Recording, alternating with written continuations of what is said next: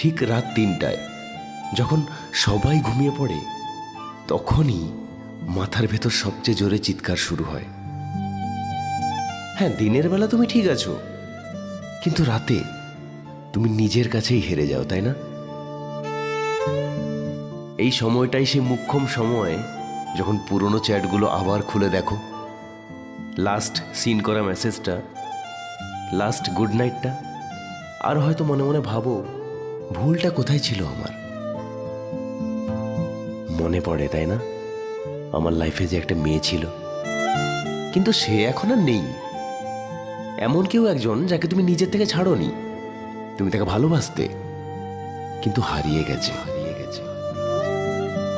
রাত ৩টায় তুমি তাকে মিস করো, কিন্তু তাকে মেসেজ করতে পারো না।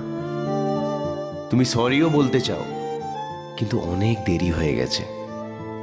তুমি নিজেকে বোঝানোর চেষ্টা করো সব ঠিক আছে, কিন্তু ভেতরে ভেতরে তুমি ঠিক ভেঙে পড়ছো। সবচেয়ে মজার ব্যাপারটা কি জানো? এত রাতে তুমি যার জন্য ভাবছো, সে কিন্তু এখন শান্তিতে ঘুমোচ্ছে। হ্যাঁ, এটা আমি জানি, এই রাত ৩টার চিন্তাগুলো কাউকে বলা যায় না, কারণ তুমি যদি কাউকে বলো, সবাই এটাই জিজ্ঞাসা করবে, এত রাত পর্যন্ত কেন জেগে আছো তুমি? কিন্তু কেউ এটা জিজ্ঞাসা করে না যে এত রাত পর্যন্ত কেন ঘুম আসছে না তোমার।